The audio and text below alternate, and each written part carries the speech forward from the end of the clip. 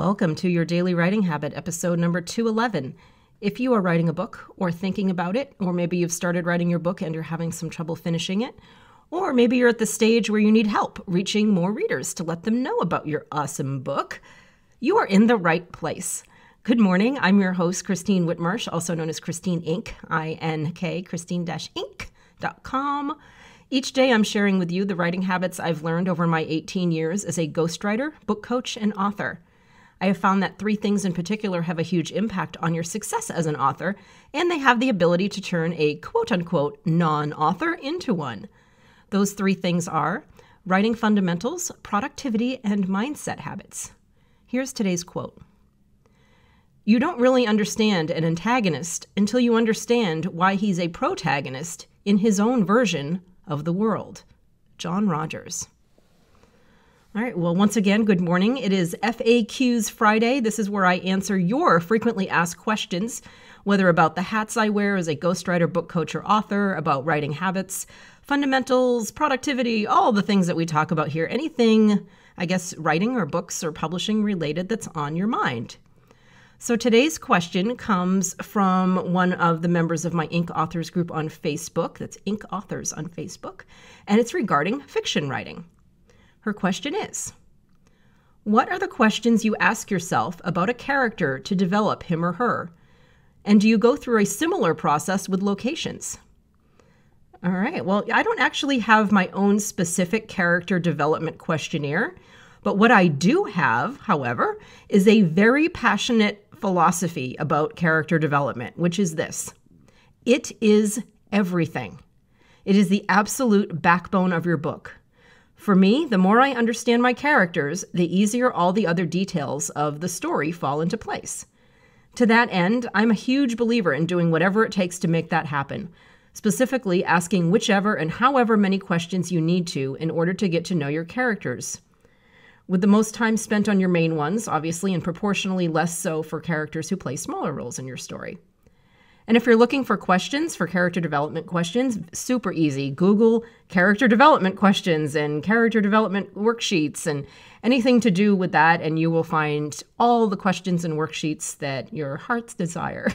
So character development questions, character development worksheets, any variation of that, you'll find no shortage of assistance. I'm also a huge fan of character journaling, which is exactly what it sounds like. Journaling as your characters from your story, and journaling as them in various situations, whether inside or outside of your story. So you can have them, for instance, journal about something that happened right before the scene in your book, or 10 years before the scene in your book, or 10 years after.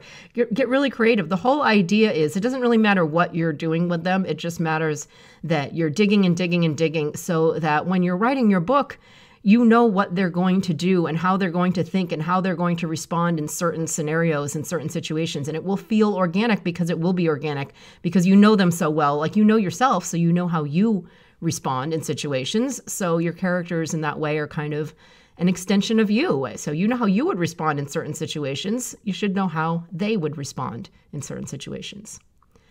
As for the second part of the question for locations, I will confess I don't have as clear or passionate of a process for location development, so I'm not going to pretend that I do. But I definitely see the value of whatever research and development you need to do so you have a clear vision of your locations and especially the role they play in your story. And, to avoid going down any crazy location research rabbit holes, remember that the point of all of this is so that you can describe the locations enough for the readers to see them in the context of the story. So, for instance, if the Vatican is a location in your novel, remember, you're not writing a research paper about every square inch and the history of the Vatican. You're understanding it enough so you can visually put your characters in it, move them around, navigate them around, have the experience be clear, accurate, and realistic. But again, you're not taking on the role of the building's architect. You're your story's architect. You're not the Vatican's architect. So that would be a way to keep your intention clear and not fall down any overly crazy research rabbit holes. Just remember, what the purpose is. And it's, the location in the context of your story and in the context of your characters' interactions with the location. That's as much as you need to research. You don't need to know everything. So thank you to my Inc. Authors group member for submitting that question. And be sure and drop by Inc. Authors on Facebook or LinkedIn to submit your questions to be answered on a future FAQs Friday episode. And while you're there, go ahead and get some book writing motivation, accountability, book writing, publishing resources, and more. And it's November, so over Inc. Authors in LinkedIn, there's a few of my members that are doing NaNoWriMo. So if you're doing that, go ahead and pop by Inc. Authors on LinkedIn and chat with them. Thank you for joining me here on Your Daily Writing Habit, where I'm helping you write and finish writing an awesome book. And if you know someone else who wants to write and finish writing an awesome book, please let them know about Your Daily Writing Habit. They can listen on their Amazon Alexa device or wherever they get podcasts. Thank you, and until tomorrow, happy writing.